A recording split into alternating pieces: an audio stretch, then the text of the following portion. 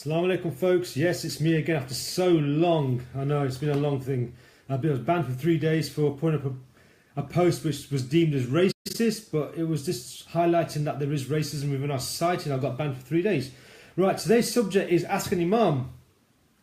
Assalamu alaikum everybody, and good evening. Hope everyone's having a good day. We're just going to hopefully try to get through some questions. If you have any questions on Islam you want to throw at me, inshallah, more than welcome to, and we'll try to discuss some contemporary issues. Cool. Are we on? I don't know if we're on, you know. Can you, are we on? We are on. You sure? Live questions are coming in. Okay, great. First question, I'm going to ask you this question, right? Shall we go for it? FGM. Yeah, it's a very controversial subject, especially amongst non-Muslims. I think that it is... it's good, it's on. Basically, I need to ask you, FGM, what's the score of FGM in Islam? Well, first of all, it is not an Islamic issue in terms of Islam that by no means encourages it. It doesn't come from Islam. It is an African culture, an East African culture. And even if you look in areas like Eritrea in Africa, where it's a majority Christian country, you'll see they still practice FGM. It's a cultural phenomenon. It's absolutely nothing to do with Islam. And I would actually highly speak against it, refute it, discourage it. And it is actual genital mutilation. That's literally what it is. Absolutely, so it is not Islamic at all. And those who argue it is have no basis at all. But who'd argue it? I mean, I don't know anyone. I think the problem is that, you know, when people think that Islam is like a homogenous kind of religion where it's a monolithic explain approach. homogenous. Homogenous meaning like It's a deep word. no, meaning everybody's the same, and the opposite of that is heterogeneous. That everyone's just literally we just one block, and we're all in sync with each other. And we have the same culture and look the same, and we have the same skin tone. Islam is such a diverse religion and a tradition, and it expands across geographical boundaries. That there's and what people sometimes try to do is that they have their own culture, and they kind of seep it into Islam, and there's this permeable line. And because of a lack of knowledge and high level of ignorance, people can't differentiate between what is normative, mainstream, classical Islam and what is cultural. Yeah, that people sometimes conflate the two issues. So it's got absolutely nothing to do with Islam. And I think imams, scholars, activists, Muslims just in general should be raising more awareness for it and speaking against it. So FGM, not in Islam, it's cultural. Absolutely. It's been clarified here by our resident Imam. Okay, let's look at some questions. Any questions come through? Let's have a look. Salam bro, Dale. Yes, nice one, Dale. I hope you're back in Leicester now, because I know he was working in Iraq last time I found out. Safe brother, salams lads. Hi Riaz. Hi everybody, salams brothers. Riaz, wolf in sheep's clothing. Emily? What? I might look like a wolf because I've got a beard and I've got the eyes, yeah, but I don't know about being a... Where'd you get that watch, Riaz? My wife got it for me as a birthday present. That's a flashy watch. I know. That's a cool watch. It's a bit of a flash watch, yeah. Don't want anyone to have evil eye. We're getting loads of questions in. Okay, what's the ruling on eating locusts? Okay, that's a weird, funny one. Well, there's a hadith meaning a statement of the Prophet. Yeah. So everything in Islamic law by default is permissible unless proven impermissible. Everything's halal unless proven haram. And there was a companion of the Messenger of God called Khalid ibn Walid, who was a military strategist who had a very rich, high protein diet, and he's actually eating locusts in front of the Messenger of God. And the Prophet made the exact same face, like, I used to, like, you want to eat? So he asked the Messenger of God, has this been prohibited? And he said no. Mm-hmm. So this was almost like tacitly approved. The Prophet, he himself didn't consume it, but because he didn't stop a companion from eating, therefore it's permissible. If you choose not to, if it's not palatable, then that's your choice. Would you eat it? Yeah, I won't try it. I don't mind trying it. Man. Well, I bet it tastes like chicken, don't it? I think it's crispy and just weird. Oh well. Anyway, okay, let's fire these questions up. Okay. I think this one here. Can you help with some facts? Do women have to wear burqah, or is it a personal preference? That's a really good question. So the burqah, and I know the media use different terms at times. What about with the Imam seats? Thank you. You've got to answer questions. Okay. Now, the media conflate the ideas of what is burqah, what is niqab, what is hijab. Let me explain all the three terminologies and let's explain Islamically. So the burqah normally you'll see is the women in Afghanistan wearing like a full body gown clothing, and usually it's black. In Afghanistan they wear that bluish kind of one. Yeah. The hijab is the head covering, and the niqab is a face covering. What is necessary in the Quran, and this has been obligated upon the Muslim believing women, is that they must cover their hair. That's a necessary requirement. The burqah and the niqab is not a necessary requirement. Now, in the Islamic tradition, it does encourage modesty. So a woman can wear anything she feels which is modest, which just covers her body. So it's not necessary to wear a burqah. And again, a lot of it sometimes is cultural. and in terms of what sometimes women end up wearing.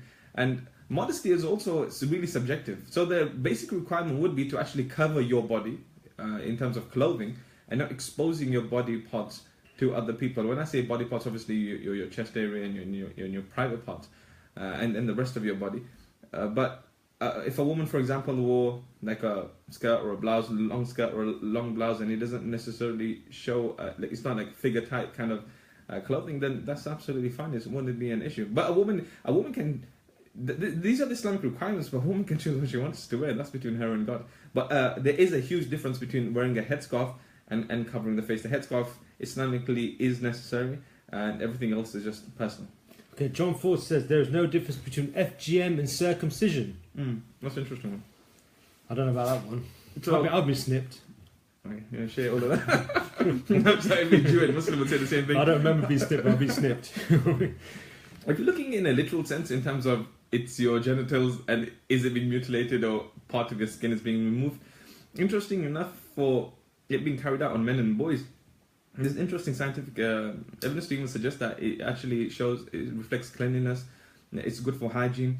I don't want to be so graphical, obviously we got you can't kids here. But the extra, the foreskin, the kind of impurities and bacteria that can actually come up can be in that area as a result of relieving yourself can build up, and also in terms of other aspects of your life. So it's something I'm trying to be as ridiculous as possible, not going to be graphical. But for us as Muslims, and we can explain the Islamic position, we have been instructed in our tradition to actually be circumcised, and the Jews have the same idea. Someone said you're lying. It says in the Quran to cover your face. No, absolutely. I'm sure you can memorize the Quran. He's a Hafiz of Quran. Yeah, I've studied the Quran for 6 years in a crazy amount of detail. I lecture around the world. Yeah. If you can prove to me that there's a verse of the Quran that instructs all women to cover their face. It was only for the Prophet's women's prophets, people, and that's a particular context, but it's not something which is applicable to every single. Like it's not general for everyone else. Okay. If you can prove that there is, then copy and paste the verse and I'll check it out. Yeah. Okay. Someone says, how can the same book be interpreted so differently by members of the same religion? I think that's the problem with theology in general. Yes, it is so distracting, man. This is so nice. I think that's a problem with theology. If you're a Christian, Jew, or a Muslim, or any other tradition, is that if you are an individual, religion can almost justify anything. If you're an aggressive individual and you come to Islam, there's enough in the Quran to justify your craziness.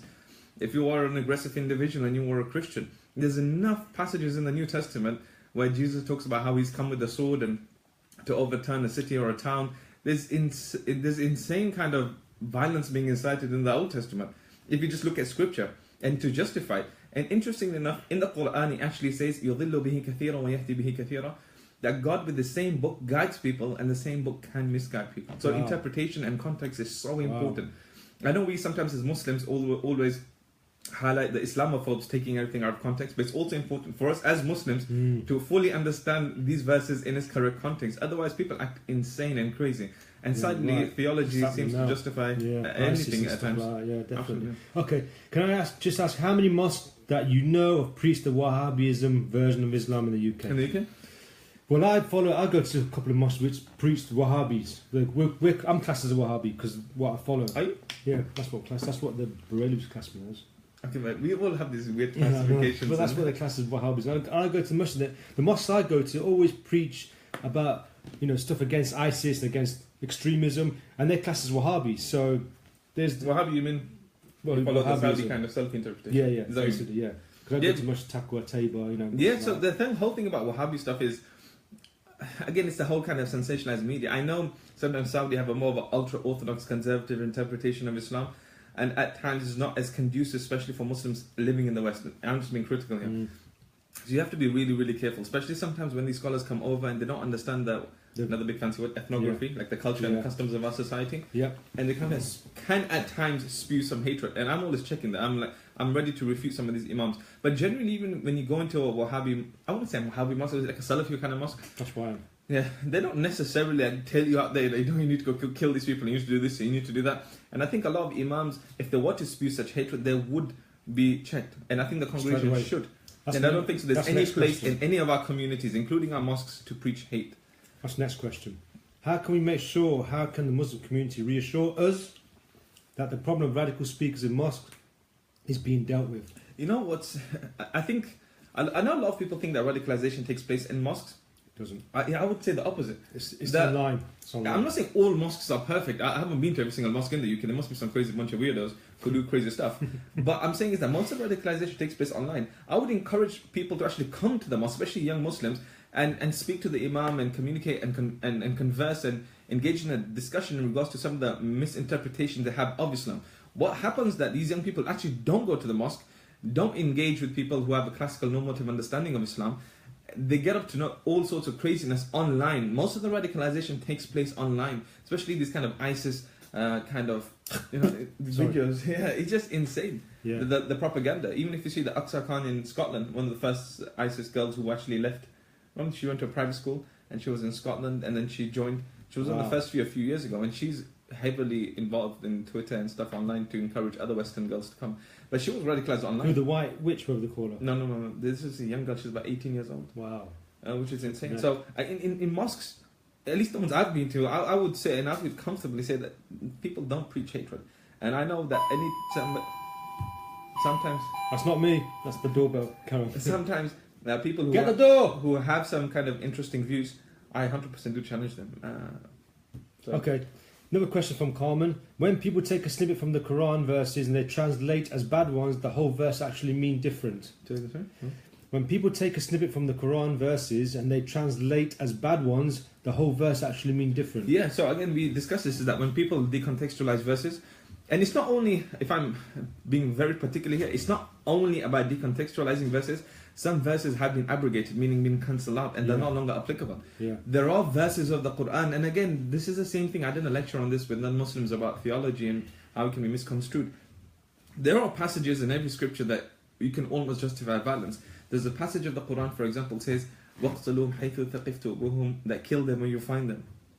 Now, this does not mean that this is the foreign policy of every Muslim, that every time you find a disbeliever that they're being killed. Let me explain the context of this verse, for example. It's in Surah Burqah, where the Muslims were kicked out from their homeland in Mecca. They were literally refugees. They found refuge in Medina.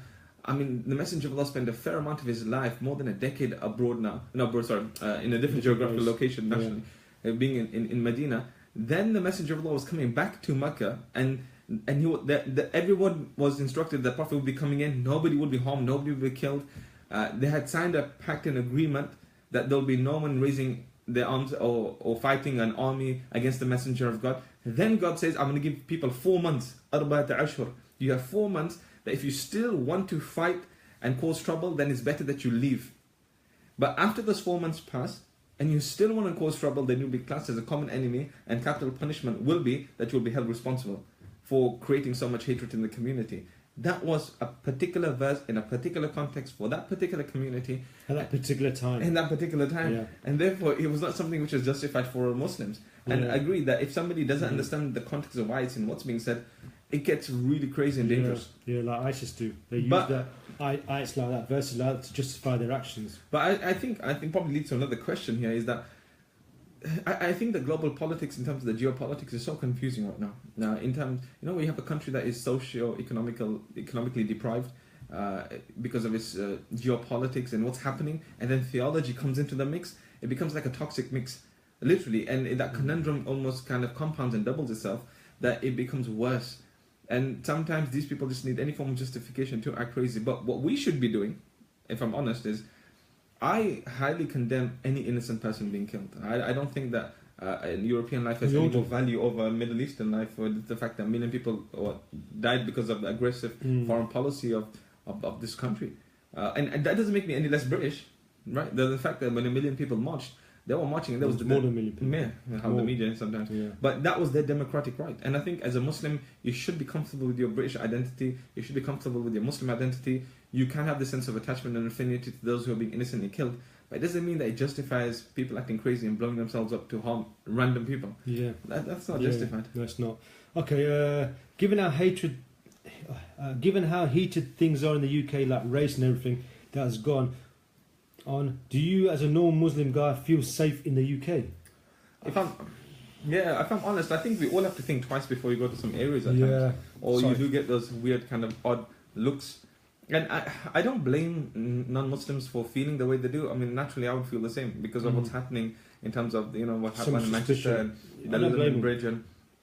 But this kind of suspicion sometimes can manifest itself. And for the community, I mean, for the generation that's in the late 20s, 30s, 40s, 50s, we can at least kind of understand some of the subtleties in the communities. But in the young teenage, yes, a lot of people will find it difficult. Like, why are they looking at me like this? And and then, you know, they don't feel British because they have different skin tone or a colour. Yeah. And they don't feel part of the community and they feel ostracized and marginalised. And then they have... That's dangerous. Yeah, and then you have propaganda online, ISIS telling them, well, you're not really British because these innocent Muslims are being killed and your government's killing us. You're more part of us. And then they almost kind of marginalises people. And the same thing also for the white British nationals, where they get attracted to kind of Tommy Robinson's message, at times going through the same process of radicalisation. But there's going to be a massive divide, I think, in the future. Yeah. I really do think it's going to be a massive divide. Unless we ourselves all unite, there's going to be a massive divide and we have to do something about it as soon as possible. And when we say unite, I don't mean like this whole hippie kind of unite where we hold hands and dance around in circles. What I mean is that we can appreciate each other's differences. And I can say, you know what, I even disagree with your point, but the fact that you have a right to believe in what you want to believe, regardless if somebody chooses to live a homosexual lifestyle, if somebody chooses to be a Jew, Christian, agnostic, Muslim, non-Muslim, we don't really care. No, because we live in democracy. Absolutely. Democratic country, so you can be whoever you want to be. Okay, so let's have another question here. Which Scottish team should Muslims support? I say Falkirk. Stuart Adam. I don't watch football, man. I'm more into my UFC. Yeah, so am I. watch UFC. Conor McGregor or Mayweather? That's going to be an insane fight. Everyone wants Conor McGregor to win, but Mayweather's got it, man. Mayweather's defense is insane. Yeah, but Conor McGregor's acting like a child, to be honest with you. Look at the way he's abusing that guy, swearing at him and calling him names. Some racist terms. Come on, man. You know, have some dignity, bro. You know what I mean? You're a fighter. You're well known around the world. This is WWE kind of promotion. Yeah, no, it is. But the turning over more than 100 million this fight. Yeah, I know, but flipping it, man. You know what I mean? It's going to be a fight. Be good to your opponent. Don't abuse him. Yeah. You know what I mean? They're both warriors. You know what I mean? Anyway, I think it's part of the promotion. Yeah, it is, probably. Okay, Anwar says, absolutely, the biggest issue in Islam is that many people introduce their tradition and culture to do it, and they claim it's part of it. Without questions, their knowledge of the religion is they believe in. Okay? Both acts are barbaric and replace today's society. I don't know what he's talking about there. Phil Lewis, John Ford, I don't know what he's talking about there. Was that a locust? Yeah, it was. Not some of the people are locusts. Okay, if you use beetle's blood colouring on food shells, does that make the product haram? No, not necessarily. I know I hear this all kind of weird messages people coming through. That okay. Red Smarties and this is halal and haram. It's fine, man. Eat it. If you don't want to eat it, send it to me, I'll eat it. Okay, P.S. Me ain't no EDL, I speak Romanian, a little Polish and rubbish. I don't know what that's about. Burqah, alhamdulillah. Hey, love you, mate. Okay. We love you too. Does she have to cover her hair? Muslim women? Yeah. So I answered that initially, that in the Islamic requirement would be that a woman would be expected to cover her hair. But that's still her individual choice. Like, we as Muslims are obligated to pray 5 times a day. And if I choose not to, then that's me not praying. And I'll be held accountable to God, not judged by other people. So, Islamically, a woman would be required to cover her hair, but it's her choice if she chooses to or not to, and that's between her and God. Okay, lads, come on, calm down. Raouf and Abdul, they're using you're getting into an argument now. Pack it in, lads, come on. Okay, you are lying in the Christ states of... Okay, we've said that one already. Why does FGM have to be performed without pain relief? Why does FGM have to... It doesn't have to be performed. We've already answered that. It shouldn't be performed then. Without pain relief, must be insane. It shouldn't be, you know what I mean? Yeah. Why are people so rude yet? Please have respect for Riaz and his colleague. Absolutely, Ali. Nice one. Okay, I'm an atheist, but I'll defend anyone to believe in what they like. But do you think some people are susceptible to take religion too literally? You only have to look at the Bible Belt in America to see the Christian example. So would a world with a little less religion be more peaceful? That's a really, really interesting question. I've gone through these kind of questions myself. Is when would the world be better with religion or without religion? I think there have been enough atheists who have caused a fair amount of harm themselves, right? In terms of in history, it's not necessarily just that religion is the number one reason for causing harm, but I think religion sometimes can become toxic when it mixes, like I said, with all these social, cultural, kind of geopolitical, socio-economical reasons and factors in society. Is the world a better place with or without religion? I think that's something which is so subjective.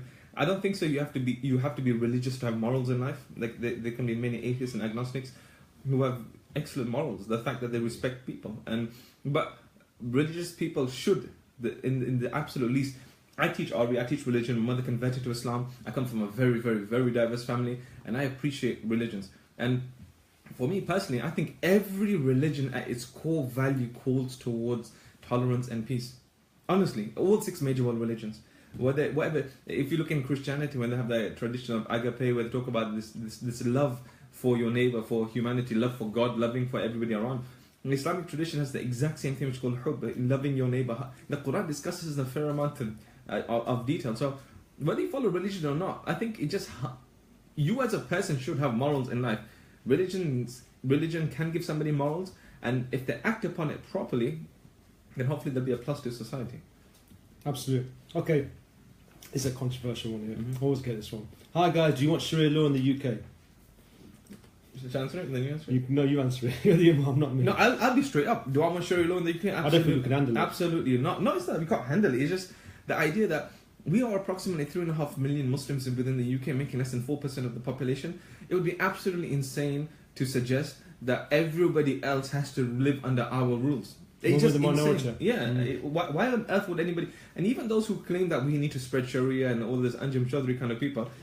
Whilst the messenger of God... No, I've debated these guys so many times. Whilst the Prophet was in Medina, read his history.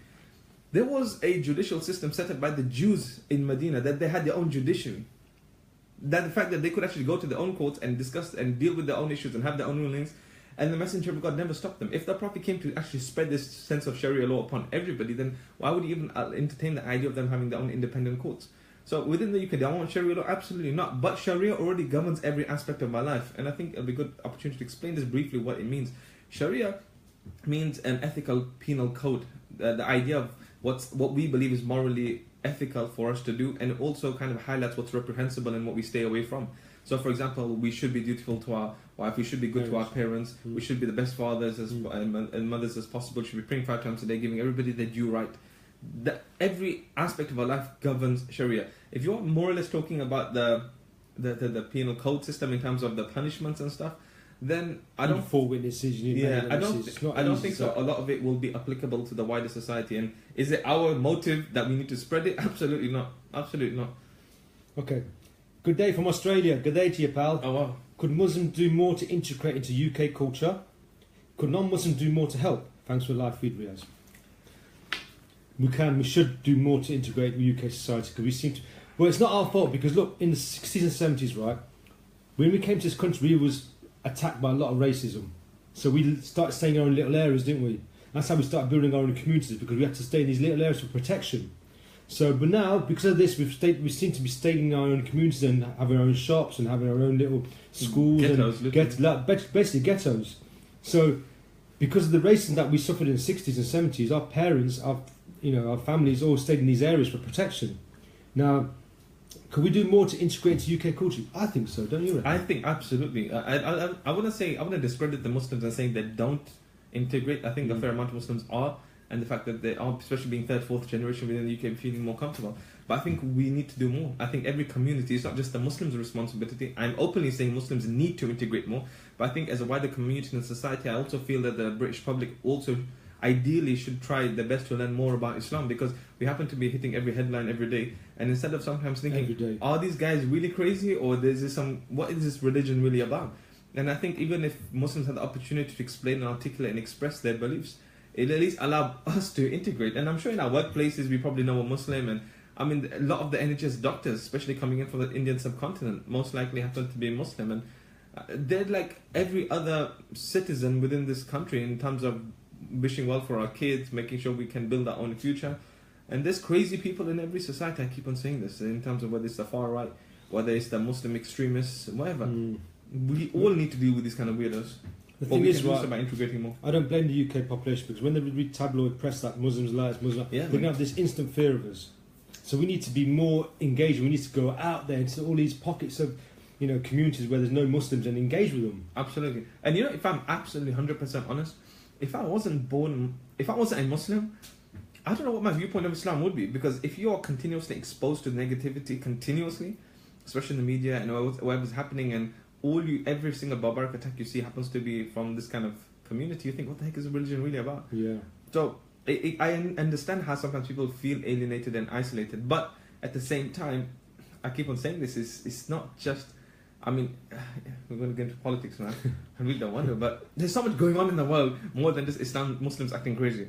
Right? Looking into the issues of why regions have been destabilized, how ISIS came about, how the invasion was absolutely illegal, going into Iraq, killing more than 1 million people. Who starts all of these issues up in the resources? Not that it justifies terrorism, absolutely not. A Muslim terrorist should be condemned like any other terrorist. Yeah. But the fact that there is some craziness going on, it's not as simple as just black and white. And the geopolitics just looking in Syria is confusing as hell. Okay, this is from Leon, his rugby player, big lad. Riaz, can I have your hat? No, you can't have my hat. I'll buy you one. I'll try and get you one. Okay, okay, let's have a look. No, I'm not gonna. That's a bit of a long one. Forget that one. Salam are some quotes from the Quran just specific for wives of the Prophet rather than women in general. Wives are allowed to remarry, but in the Quran, the widows of prophets are forbidden to remarry. That's a good question. Do you want to answer that? Yeah. Go on then. So, some verses were particularly sent for the believers, the wives of the Prophet, when it comes to them, for example, being within the home and them sometimes being a bit more reserved, because the Quran refers to them as the mothers of the believers, and therefore they weren't also permitted to marry after the Messenger of God in respect and reverence for the Messenger of Allah sallallahu alaihi wasallam. So that was something which was exclusive for them. They were special type of people, and we hold them in high reverence. That was the reason. That's not applicable to every other person out there in terms of marriage. Okay. Is it true that in Sharia law that one of the rules that Muslims have to obey the law of the lands if they live in basically? Absolutely. Part of Sharia is that a person is expected to obey the law of the land and be a law-abiding citizen like any other citizen within the UK or any wherever they may be. Okay. Are all Muslims sons of Abraham? That's a really interesting way of saying it. I think we are. I think the three Abrahamic faiths have this beautiful kind of interlinked tradition where we claim our legacy back to Abraham, the father of the three Abrahamic faiths. When I went to Jerusalem, I take my tour groups out to Jerusalem. I went there about 5-6 times last year, and when I was there in the horizon, you could see the Holy Sepulchre, you could see the Western Wall, and you could see Al-Aqsa Sanctuary. And it was just so beautiful to see that this is where the traditions more or less have their history, and it comes from one location. But in the name of God, we hate each other. Like, would God want us to hate each other? No, that's of course not. insane. That's the next question. And if anybody's theology or religion encourages people to actually hate others, then I would genuinely question somebody's understanding of that faith. Okay, why do you think people have an issue with those with different beliefs? This is what we're going on to now. In my opinion, we are all human beings and we should all respect each other's beliefs. This is what makes us different. We are one race, human race. I think hatred, absolutely agree. But I feel that a lot of why we have hatred for one another is because we don't understand one another, and sometimes something which is alien or obscure can result to us being suspicious and paranoid and that kind of questioning. And I think the more we actually learn about each other's traditions, we realize we can appreciate some of these differences. I can highly disagree with you, but we can appreciate those differences, and I totally agree. We come together on common ground. Yeah. We have to come together on common ground. And it's not the there job. will be differences. I also don't believe that every responsibility of a Muslim is to go and convert everybody in every conversation you have. No, just expose people to the true traditional Islam that we practice and we believe in. And if somebody wants to follow our tradition, that's up to them. And if they choose not to, then that's equally their right. Part of the British values, I believe every single one is also Islamic. The individual liberty, the fact that a person can choose to do what they want. Now, if somebody wishes to be a Muslim, then obviously Islam has its requirements and its prerequisites in terms of to conform to the rules and regulations, and we do that to the best of our ability. Explain Wahabism, please.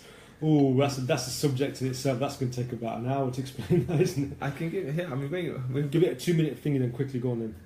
Well, this guy called Muhammad bin Wahab, who Saudi came into existence in the 1930s, who revived the kind of normative, classical, literalist, sort of, super conservative form of Islam, and his understanding and his approach to Islam, which now has been adopted by the Saudis. But I would also say, without being sensationalized in the media of what this whole Wahhabi jihadi idea is, a fair amount of them, especially the scholars, have written some interesting books actually refuting terrorism. Now, I do realize that a lot of the hijackers were actually from Saudi Arabia, and their relationship with America and Trump is really interesting now, especially what's happening with the Gulf crisis. But the idea here is that they have a viewpoint of Islam which is very traditional at times, and sometimes when sometimes Western Muslims try to adopt those particular interpretations, it can be sometimes a bit more difficult. Yeah, good. Okay, why has Imam got a dodgy haircut, haram haircut? Dodgy haircut? What's wrong with that? Makroo or haram haircut? That's what one of the brothers asking. You know, I get this all the time. You know, Imtiaz, leave it out, mate. You should go to bed, mate. I think that dude has been trolling us for a while. He's been trolling you. Imtiaz, calm down now. I know you. You know, let me quickly explain this. In terms of me being an Imam, 28, I grew up. I questioned religion all the time. I studied normative classical Islam, like I said, for 6 years. I've had 2 degrees in other subjects. When I'm dealing with a lot of people, I appreciate and can totally empathize with what they may experience and go through, and understand that me being an Imam does not take me away from my identity. Like, I do MMA cage fighting, I like my motorbikes. I'm just my own person, and my haircut is, if somebody believes for some strange reason my haircut is impermissible, then that's your understanding, and let me tell you that it's clearly not. You have a very obscure understanding of it being haram. Okay, Tim says it is a fact, right, here we go, that foundation teachings in mosques and madrasas create the right conditions for cognitive opening and thus radicalization. You mislead your audience. Really? Well, my kids go to madrasa. They're not radicalized.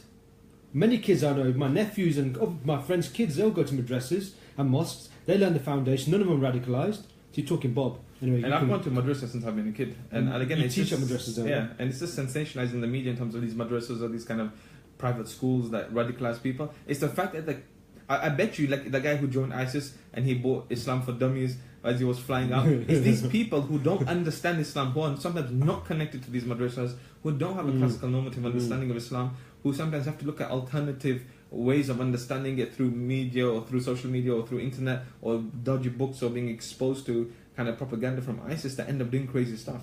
I would actually encourage people to actually go and study in our mosques, study in the madrasas, and if there are viewpoints that need challenging, then openly challenge them. Yeah, and there's nothing wrong in that. Yeah. Okay, it's about the right wing. I don't know if we can answer this one. How can we stop right wing extremism being explored? Ban right wing groups like BF? I think, well, this is my take on this. Right wing extremism has increased now because of Muslim extremism. It's like a counteractive sort of what's the word for it?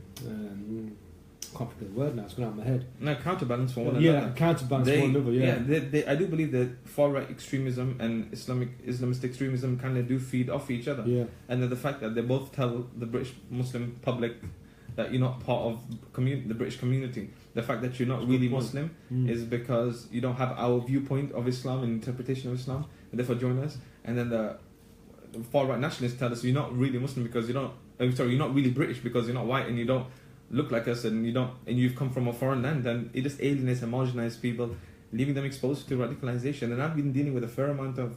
I've been working with the different organizations that deal with far right nationalists, and it's a growing phenomenon. The Joe Cox, the MP that died up north, who passed away, and far right nationalism is creeping up in our country, and it's a serious issue. I don't think so. The solution is, oh well, there's Muslim extremists, that's why these guys exist. I mean, there are crazy people in every community, and they should be condemned from both sides. Yeah, but they do feed off each other. Absolutely. Look, there's been an increase now since these attacks in England, far right groups. There has been an increase because they were just about buried, but then all these things happen. Now they come on the increase now. People seem to be attracted to them because they're the only voices that speak out against Muslim extremists. You know what I mean? So, anyway. I think Phil Lewis is saying, I don't think it's for me, but I'm a practicing Hindu and I love to see love in all religions. That's beautiful too. The fact that you want to practice Hinduism and it rocks your boat and it does your thing for you, then that's fine. And on a theological basis, obviously we can disagree and try to argue how our tradition may be more right than the other, but in terms of individual liberty, you have every right to, and that's a good thing. Okay. Do you agree Saudi Arabia is an enemy of humanity and is working closely with NATO and Israel to promote global terrorism? Now the cat's meowing. So I mean, you're coming in, the cat's meowing. Read that again. Okay, sorry, my cat's meowing because my son's walked in. Do you agree Saudi Arabia is an enemy of humanity and is working closely with NATO and Israel to promote global terrorism? That's an interesting way. Yeah, I've never heard that one. Of understanding.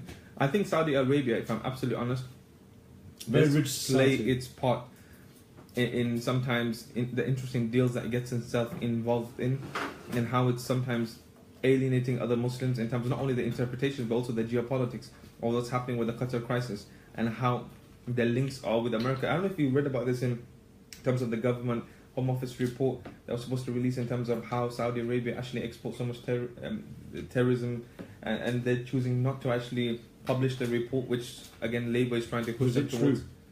Yeah, and even the findings they don't want to share. But I think it does play a fair part in what's happening around the world. Okay, is there anything in Islam about living a celibate life, let's say due to medical issues or not wanting to fall into sin? Celibacy. That's a really interesting question.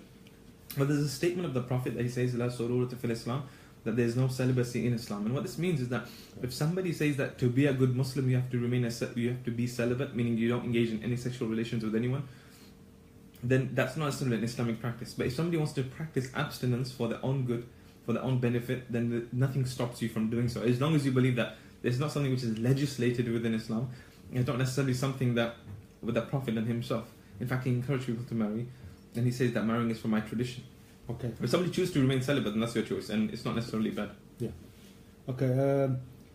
What was it? Salam, guys. I'm sure you guys since seen this on the news. A Muslim guy who married another guy. Can this guy be a Muslim who practice this act while he clearly knows it's against Islam? You know, let me just look at it from an objective perspective. I did a video on this on homosexuality in Islam. I'll tag my page into when you can check the video out. Is that like Judaism, like Christianity and Islam, they have the exact same viewpoint when it comes to homosexuality. That is something which is forbidden and not allowed. In fact, if you read the Quran is the least homophobic when it comes to homosexuality compared to the Old and New Testament. Read in the Old Testament Leviticus, read Numbers, read Romans, and read in the New Testament in regards to what he says about capital punishment being held for somebody who's homosexual. Nowhere in the Quran, nowhere, and I've said this, I made a video about this too, explaining that it actually prescribes a capital punishment. Now, it is forbidden within the tradition. When I say forbidden, it's totally haram. In Islam, premarital sex or extramarital sex with the same gender or opposite gender is prohibited. And therefore, somebody chooses to engage in the act, then they are still a Muslim. It doesn't necessarily nullify their faith, but they're not necessarily a good practicing Muslim, and that's for them to God for judge. It's like an alcoholic. But because the fact that a homosexual relationship is not recognized within normative Islam, therefore the marriage can also not be permitted or permissible. Now, if they choose to do whatever they wanted to do, then that's again their choice. I don't think so. We need to go crazy and jump up and down and get all angry about it, but that's their choice and they can do what they want. Should they be harmed for it? Not necessarily. But we can, in a sense, say that it shouldn't be necessarily done in the name of Islam, because it's not something that Islam legislates, encourages, or necessarily Islamic. That's my viewpoint anyway. Okay, this sort of question which we've already kind of answered about the gay marriage, about being a Wahhabi, about Saudi Arabia again, sun worshippers, and it's gone nuts from there. Okay, what community fiqh does his Imam teach? So what community and fiqh? Community. So, I mean, which community do I am from Leicester based, so we're just around the corner from Riaz. And in terms of the fiqh that I follow the Hanafi school of thought. In terms of denomination, I don't necessarily fit neatly under one particular denomination. I studied mainstream Islam under classical scholars from different denominations, and my mind is always open towards understanding and appreciating the different interpretations, and also critically thinking if something's not conducive to my understanding. Okay. It's great to see healthy debate. Well done, guys. Thank you. Sadly, there are a minority of extremists in all religions and other groups within our societies. Peace. Nice one, Andy. Can we go back to worshipping the sun? If you want to, it's up to you, mate. Ivan said, do you think victimhood by some quarters of the Muslim community is adding to the us and them narrative? The victimhood by some quarters of the Muslim community? Yeah. You know, I don't necessarily think that it's just victimhood or it's just like pulling out the Islamophobic card whenever it suits you. I think the level of Islamophobia is increasing in our community, and it's reaching a proportion that it's almost, in a sense, linked to the amount of negative media attention we also seem to be getting. I don't think so that it's just them playing victim most of the time. I think a lot of Muslims, especially women, you know, there's a website that you can check. It's called Tell Mama, and they actually record all the Islamophobic events or any attacks that take place, and they actually document it and form a policy to hopefully try to influence the government. But you'll see that they're happening all the time, especially in London, and it's increasing, even with these acid attacks in East London. Yeah, crazy. That people have been experiencing and going through. I think it's a real phenomenon, and it is increasing. Yeah. Okay. Question from Timothy Bartlett. I'm not ready yet, so I'm going to read it out. How do we, as UK citizens, help each other in removing barriers between religious groups? I've seen many times some places I go, I'm more than happy to talk to anyone, but when I talk to a possible Muslim, they seem quite withdrawn. That in turn makes me feel awkward. Depends on the question you're asking them. Yeah, I think as human beings, in terms of how we come across and our social skills will reflect how comfortable we feel discussing our viewpoints. But I think sometimes, not all Muslims, some Muslims sometimes may feel uncomfortable, even if you're asking an innocent question, because they feel they're already in the spotlight, and if they don't articulate, express their viewpoint in a way that when you agree with yours, that they may feel vilified. I think it's also insecurities, honestly. And this is me being open. A lot of sometimes Muslims may feel insecure, even sometimes sharing their tradition. And I also feel that a lot of Muslims, if I'm honest, this is my observation, don't fully understand. When I say fully understand, I mean spend a fair amount of time studying what Islam actually is and being able to answer some of these questions. And I encourage my community all the time that study, understand the stuff. I'm running classes, I'm lecturing all across the universities, and then trying to educate just my community in terms of how we're supposed to be sharing our faith and what our faith really is about. And when you have all of these kind of ideologies that are trying to say that this is what Islam is, trying to refute this kind of viewpoints. But I think some of you experience the meeting some Muslims, maybe just meeting some weird Muslims. I'm sure if you try to meet a few more Muslims, they wouldn't kind of shut you away and will be open to engage in a dialogue or discussion. If you have any questions, I mean, you can message me directly on my page. I'll tag my page in Shaykh Abdul Hameed. You can ask me anything that you want, and hopefully I'll be able to answer your questions. Okay, Carmen says, for the first time yesterday evening, I witnessed Islamophobia in the flesh. Oh, wow. People preach how we should stand together, and I was shocked how nobody stepped in and just stood by and watched. And I didn't, by the way. I sent the men on their way, but it really angered me. Well done, Carmen. If I saw in my presence any person from any religion or any tradition or any persuasion being attacked innocently, I would not stand there. Honestly, I would get involved, and I would at least try disarming or at least neutralizing or stopping the aggression. And I think it's just so sad that people sometimes can see innocent, vulnerable, especially Muslim women who wear the hijab, who are more vulnerable and more visible. I don't know why they attack women for. Yeah, I don't know why. Pick on somebody like Riaz or pick on somebody like me. Dude, but I'll send it. Blindside violence, right? No, don't. You want to pick on me, come to my gym. We can do it within the cage. Okay, yeah, do it in the cage or in the ring. Okay, can you recommend a particular English translation of the Quran? Yeah, so there's a really cool translation of the Quran which you can download on the internet. It's called Quran Made Easy. Quran Made Easy. It's the best translation I've come across. It's translated by a South African scholar called Mufti Afzal Hussein Ilyas. Quran Made Easy. You can just download it straight from the net. It's a really good read. Hi Riaz, Roy from King's Gym. How you doing, mate? I'll be back there soon, mate. Good lad he is. McGregor, Mayweather, yes, I've already answered that one. I'm not sure, to be honest with you. I don't know. Anyway. We did discuss this, but yeah. Mayweather's going to win. Everyone wants McGregor to win, and in boxing there's always a puncher's chance to it. Yeah, but somebody who has not an amateur record, or somebody who hasn't fought professionally in boxing... he's a brawler. McGregor's a brawler. Yeah, McGregor's a martial artist. Right? No, but he's a brawler. Brawler as well. And he's aggressive too in terms of... But with so. 10-ounce gloves, it'll be interesting. Is it 10-ounce gloves? 10-ounce gloves, they're fighting. I've been seeing the press conference when I was in Canada and New York. That they had. This is a good question. Why don't any Imam talk about the big racist problem the Muslims have here in the UK? You know, I'm telling you, Imams are. This is the fact that BBC are not interested in this stuff, or the mainstream media don't even bother. But the moment something goes wrong, you get all the publicity, and it's the crazy people who also get the publicity. Yeah. You'll see how active these Imams are. I think we can be more active, and I think as a community we can do more, absolutely.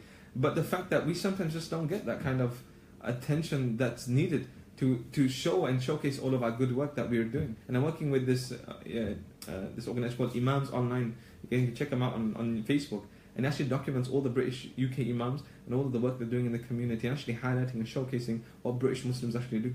Yeah, the media will never show it. Never, ever. If it's a narrative, right, for them. Yeah, but the British public say, why don't the Imams speak out? Why don't the Imams... Yeah. They do speak out, you just don't see it on the news. You don't see it anywhere. You just have to really have to search for it on YouTube to find it.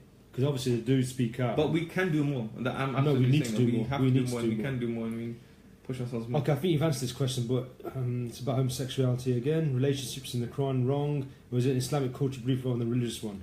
Islamically, homosexuality is not permissible.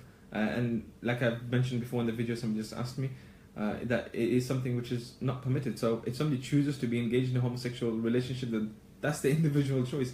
Can you still be a Muslim? Yes, but the relationship is sinful. It doesn't necessarily nullify your belief in God, and this is just a personal thing. But it's not something which is encouraged and is prohibited within our tradition. Okay. This is not done against anyone apart from right-wingers and Christian fanatics, but I'm a pagan who practices Asatru, whatever that is, and people of the Islamic faith haven't said anything bad against me, but Christians have said that I am a heathen, filth, heretic. Also, right-wingers call me a traitor because my faith practices equality no matter the skin colour or religion. I am disgusted at the hate Muslims receive. Please give me a shout out if you agree with me on this. Thank you. That's Max William Edge. Thank you, Max. I'll absolutely give you a shout out. We need more people like you. And then the fact that you're a pagan, and I think that I've been studying paganism, it's really interesting to say the least.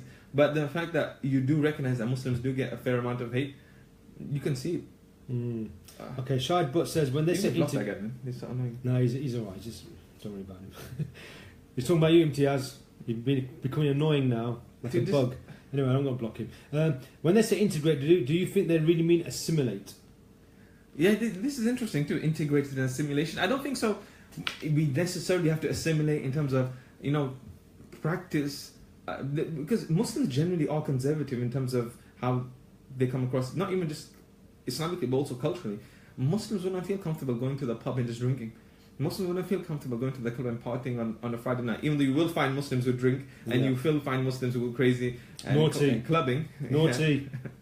But the fact that you don't necessarily have to assimilate into these things too. I mean, Muslims can feel comfortable assimilating into football, into cricket, and just part of life. In terms of clothing, especially, Islam does encourage modesty, and our subjective interpretation of what modesty is maybe sometimes a bit more different. It doesn't mean I have to judge other people to think that what kind of people are these, or these guys have no morals. That's not true. People's morality sometimes is subjective and very different to one another.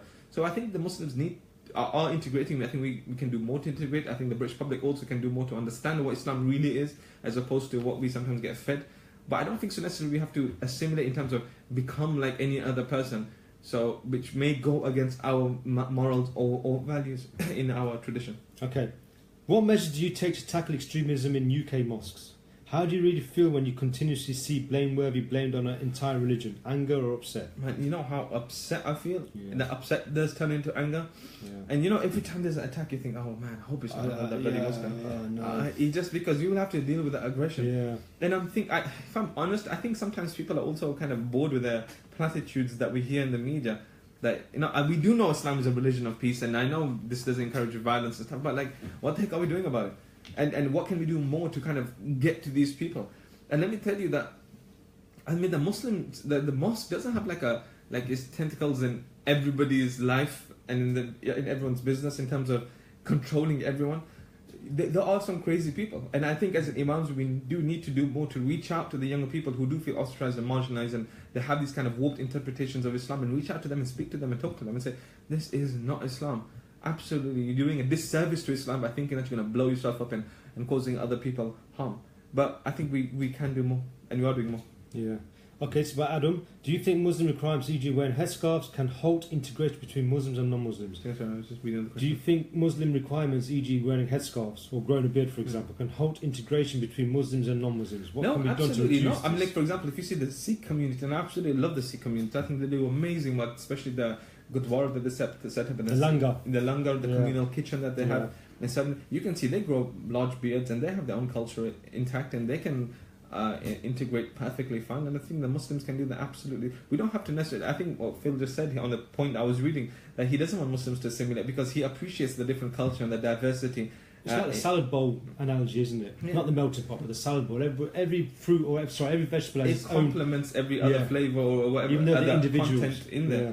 And I think that the fact that we can appreciate our culture. Good. Okay. People seem to have forgotten that terrorism was more prolific in the world in the 1970s than today. People seem to have forgotten that terrorism was more prolific in the world in the 1970s than today. Yeah, especially obviously what happened in Ireland and stuff. But if you also look about the level of terrorism that's increased post 90s and the reasons behind it, not only 9/11, even before 90s. But if you see, for example, what's been happening, it's insane. I think we're living in a crazy world, especially when now we're having children and now grandchildren. You think, what kind of crazy world are we going to leave these kids in? Okay, Max says, also if I went into a mosque to discuss religion and mine, how would I go about doing it, when and how? Well, there's a group tomorrow meeting. If you're from Leicester, Max, there's a group meeting tomorrow at 10:15 at Costa on London Road to go into a mosque and discuss this very issue tomorrow. I think they're going to Conduit Street, I'm sure they are. Oh, okay. If you're in Leicester, you can come and meet me and I'll show you the mosque around here. But if you're not from Leicester, Then just messages. You know what you do is just Google your local mosque, get the phone number, and say, "I want to come check you guys out. I just want to know more about your religion." And I'm sure you'll be welcomed warmly into any community. Honestly. Yeah. Okay. John Ford says, "I get confused. Are there any Muslims who don't follow Islam? I.e., are you a race or a religion?" This is really interesting in terms of are we a race or a religion?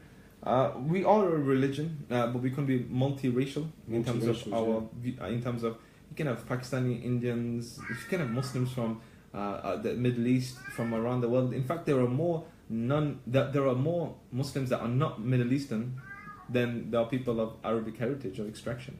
And it's just such a diverse tradition. Honestly, there's so much there. Now, there are some classical understandings that we all do believe in, like the oneness of God, the finality of the Messenger of God, the interpretation in terms of the main things that we believe from the Quran. But when you see a Muslim practicing in terms of how they understand the Islam, it can be very diverse. Okay. And you can be practicing and many non-practicing Muslims. So a Muslim who identifies himself as a Muslim, but may not necessarily practice faith every day. Okay. Taqiyya. Yeah. Always get on thrown. Taqiyya. It's the practicing Taqiyya.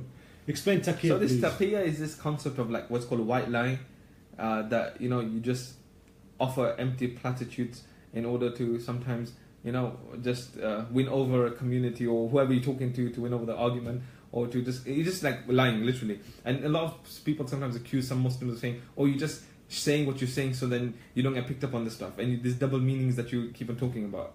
I'm everything I've said, I'm saying openly from my heart, and I'm not trying to pull a wool over anybody's eyes. If somebody disagrees with my understanding or interpretation, then do so. You can refute my viewpoint. Absolutely, you can engage in the discussion or dialogue. But I'm not trying to practice any form of taqiyya, and I don't think anybody should. Listen, the only time you practice taqiyya, if someone gets a knife to your throat, it's going to kill you. Okay? It's like you lied to save your life. But you don't practice taqiyya openly. You know what I mean? I think that's an interesting question here Robert's asking. You talk of integrating. Many Muslims don't want to integrate. This is a Christian country. We welcomed you, but many Muslims hate and want to destroy our way of life. Many Muslims. Yeah, let me say that by saying many Muslims, it's a very general way of alienating a lot of Muslims by saying that we want to change people. We don't honestly want to change anybody's way of life. I can say that I've come across I've traveled all across the UK, and I can tell you, we're not actively going out to try to say, we kind of plotting and scheming of how can we change these people's way of life. Absolutely not. And I know it's not my job or my role. I can engage in a debate and a discussion with you. I do feel that sometimes the Western liberal values that we have are absolutely amazing. The fact that I'm able to practice my faith openly is a beautiful thing. But at the same time, I think it's also important to appreciate that as a Muslim, I can also be critical of the foreign policy and still be a British citizen, and a good citizen too. But just we can have different viewpoints of how we sometimes come across in the world and how we harm other people. So and those Muslims who are trying to cause harm, I think they're a common enemy for all of us. Just because I may share a religion with them doesn't mean that in any way I share any of their viewpoints, and I speak against them openly. Okay, another question is from Jog Singh. If Islam stands for peace, why there's no peace in the Middle East? I get this quite often. I mean, if you're going to go to the geopolitics, if you read into, there's a really interesting book called Prisons of Geography, and they go into detail to understand and explore why there's no peace in the Middle East. There hasn't been much peace in the Middle East post World War One, and if you see how I'm just going to go into history, but if you look at look at the Sykes-Picot Agreement and look in the early 1917 of how the Middle East was actually carved up. Sykes-Picot, and the French, would literally got a ruler, got a pen, on a map, and just drew artificial arbitrary lines across regions and said, okay, now this is Lebanon and now this is Jordan, and it's caused so much division that till now the Muslim world from the Middle East has not been able to recover. And who's to blame for that? We can go back and forth playing the blame game, but it's caused a lot of issues, and it's not necessarily just an Islamic thing, but a lot of sometimes external intervention, oil, resources, plays a huge part in how we seem to understand some of these kind of cultures. Okay, last question, because we've got to go now. It's been about an hour. Okay, that's gone quick, hasn't it? Yes. Speedy Gonzalez, that is. We'll do it again. Once a month we're going to do this, yeah? You up for it? Absolutely. He's a hard man to get hold of. It's the first time I've been asking for ages, and it actually came today. He came late as well. I couldn't believe it. Okay, last question from Robert Blackshaw. Why do Muslims kill other Muslims in the name of the same God? Why do Muslims kill other Muslims? In the name of the same God. Because it's totally unjustified. Just the way you found historically, like not every Jew is a Zionist, not every Christian is a Crusader, not every Hindu is a Tamil Tiger, and not every Muslim is a terrorist. And you will find people who use theology to sometimes justify their crazy barbaric acts in the name of religion, and they happen to be Muslim. I think it's insane. I don't think so. Think about it. If Islam encouraged terrorism, I think this planet would be blown out of the solar system. Yeah, of course. Honestly, there's about how many Muslims are there in the world? 1.6 billion. 1.7 billion people around the world. If that's what Islam encouraged, there would be literally the whole world would melt. The fact that it doesn't, and there are crazy people in the community who need to be spoken against. Yeah, definitely. Okay, thank you for listening, folks. And the next guest I'm going to have is an ex-EDL guy, so we're going to have a nice little debate with him why he joined the EDL and why he left the EDL. So if you can listen to that show, that'd be great. That's on the 27th. About 27th. I think it's going to be on Thursday the 27th. So come and listen to that show, yeah?